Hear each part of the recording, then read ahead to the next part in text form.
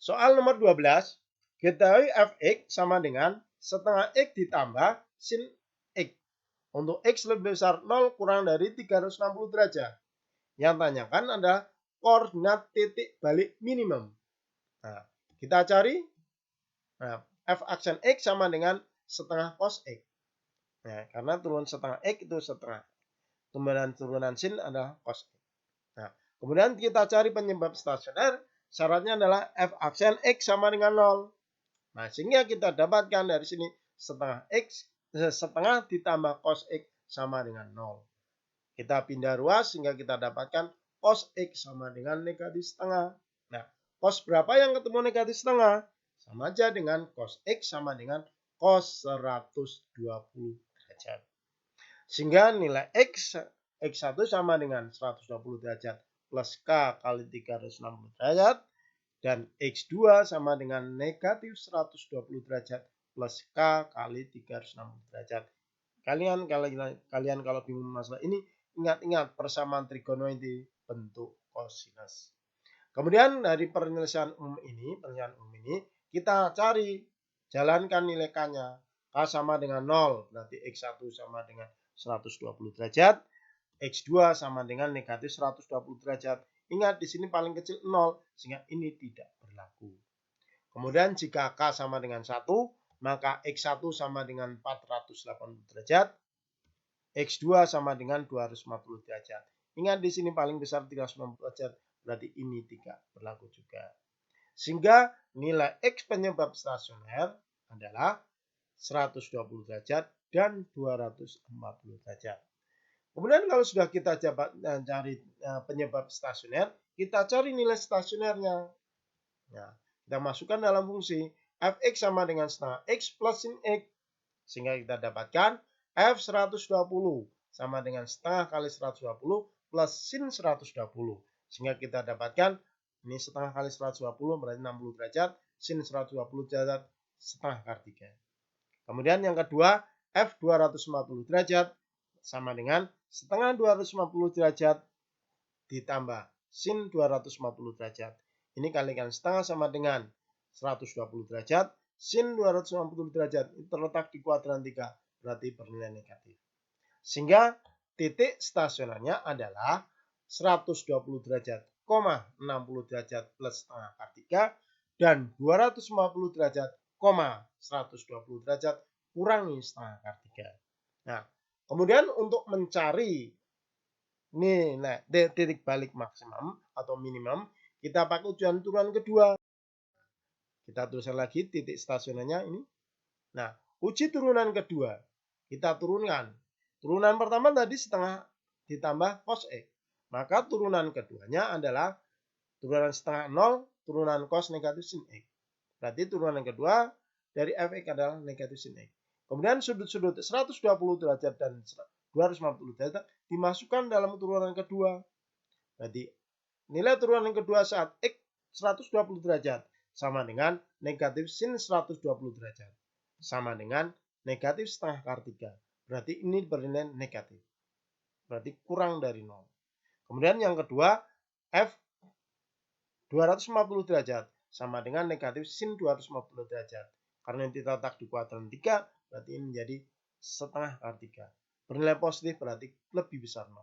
Nah, titik balik minimum itu terjadi jika nilai turunan keduanya bernilai positif.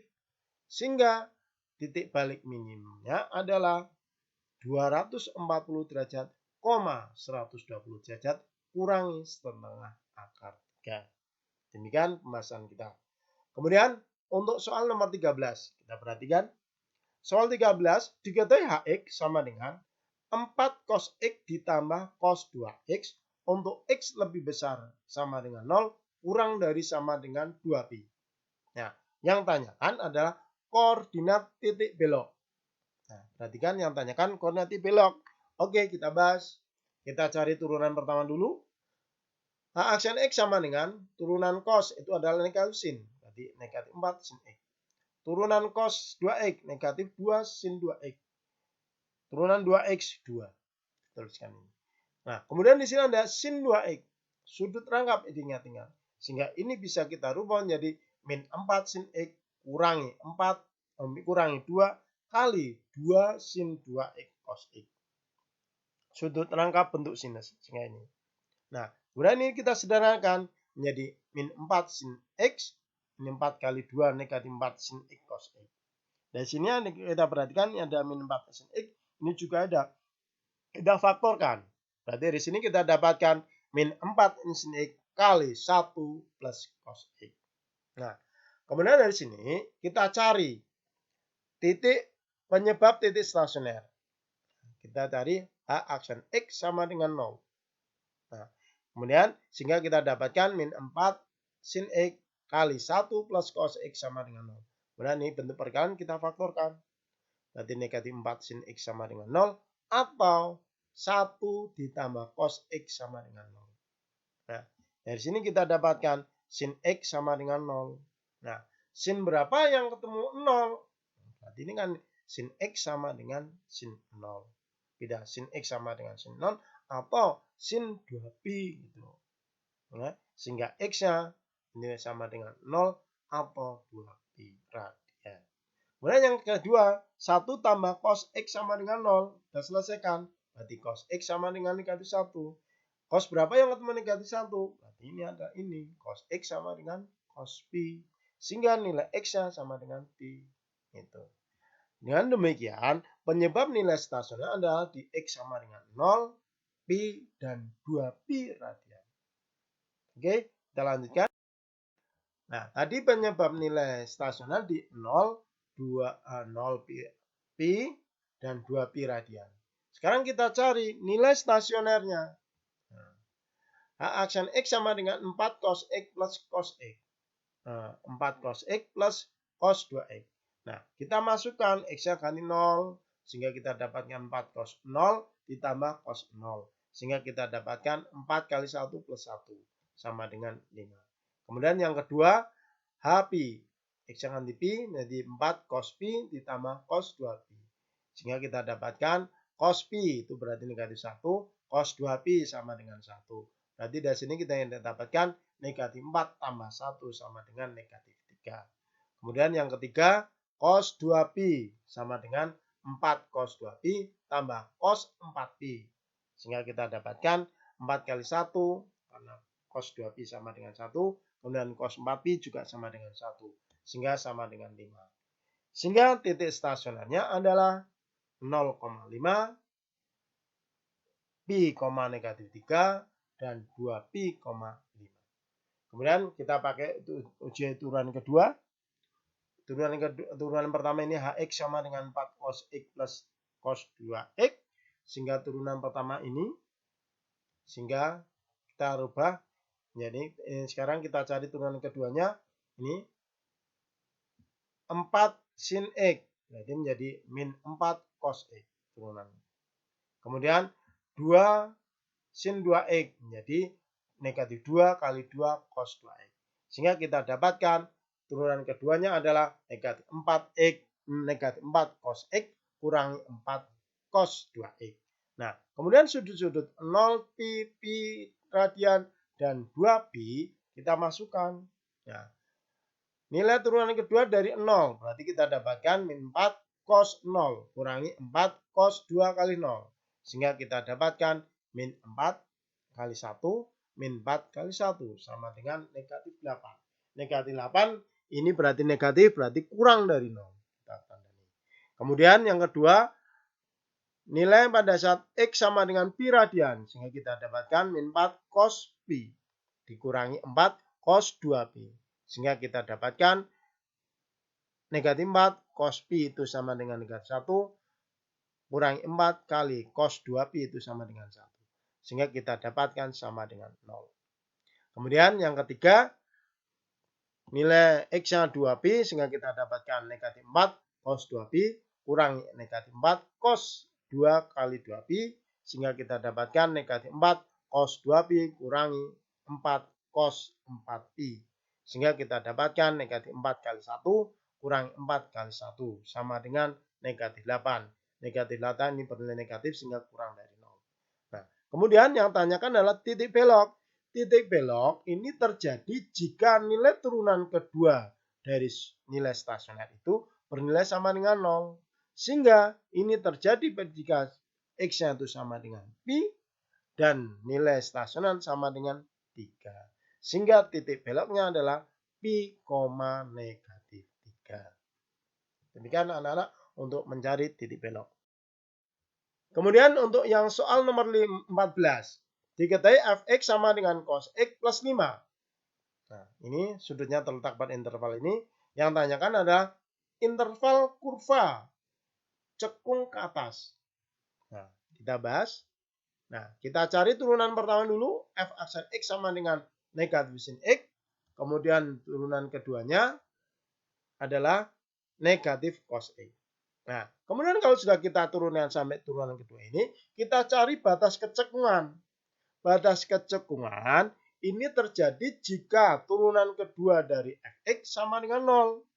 Berarti dari sini kita dapatkan negatif cos x sama dengan 0. Nah, negatif cos x sama dengan 0 ini berarti juga cos x sama dengan 0. Nah, cos berapa yang ketemu 0? Berarti cos x sama dengan cos 90 derajat. Berarti X 90 derajat atau X sama dengan 270 derajat. Nah, kalau sudah kita dapatkan sudut seperti ini, letakkan di garis bilangan. Nah, ini kita buat garis bilangan. Sudutnya kita letakkan. Kita buat. Nah, sudutnya 0 derajat, 90 derajat, 270 derajat, dan 360 derajat. Sehingga garis bilangan ini terbagi menjadi 3 selang. Kita ambil misal di antara interval 0 sampai dengan 90 derajat. Di sini ada sudut 30 derajat. Masukkan dalam turunan kedua. X sama dengan 30 derajat. Berarti F double aksen X sama dengan negatif cos X. Nah, kita masukkan X dengan 30. Berarti ini sama dengan negatif cos 30. Cos 30 itu sama dengan setengah akar 3. Negatif. Ini ada tanda negatifnya.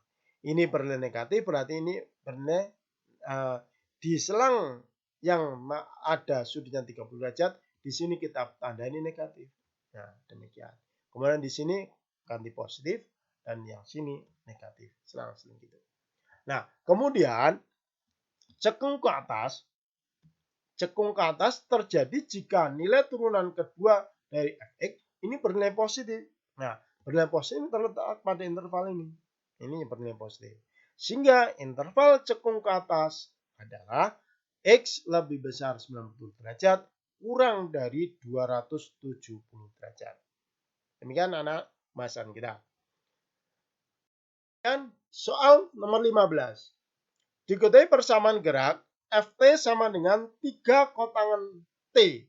Yang tanyakan adalah percepatan benda pada saat T sama dengan pi per 3. Oke? Kita bahas. Kita cari F aksen T sama dengan negatif 3 kosekan kuadrat T. Karena ini turunan kotangan adalah negatif kosekan. Kemudian turunan kedua, ini turunkan 2, terus di sini negatif 3 kosekan T. Kita, gitu. Kemudian turunan negatif kosekan T itu adalah negatif kosekan T kotangan T. Nah, sehingga ini kalau kita sederhanakan menjadi 6 kosekan kuadrat T kotangan T. Nah, kemudian percepatan atau AT sama dengan F double aksen T. Sehingga untuk T, percepatannya rumusnya adalah 6 kosekan kuadrat T kotangan T. Nah, sekarang yang tanyakan adalah percepatan pada saat T sama dengan pi per 3. Kita masukkan T sama dengan pi per 3. Sehingga kita dapatkan A pi per 3 sama dengan kosekan kuadrat pi per 3 kali kotangan pi per 3. Sehingga kita dapatkan 6 kali 2 per akar 3 kuadrat. Karena kosekan pi per 3 itu 2 per 3. 2 per akar 3. Kemudian kotangan pi per 3 itu sama dengan akar 3 per 3. Kemudian kita kuadratkan. Berarti 6 kali 4 per 3. Akar 3 per 3. Kita sederhanakan menjadi hasilnya 8 per 3 akar 3. Jadi percepatan benda pada saat T sama dengan pi per 3 adalah 8 per 3 akar 3 M per S kuadrat. Demikian anak-anak pembahasan soal turunan kedua fungsi trigonometri. Semoga pembahasan kita kali ini bermanfaat bagi kalian. Selamat belajar, selamat berlatih. Terima kasih atas perhatiannya. Jaga kesehatan. Akhiran. Wassalamualaikum warahmatullahi wabarakatuh.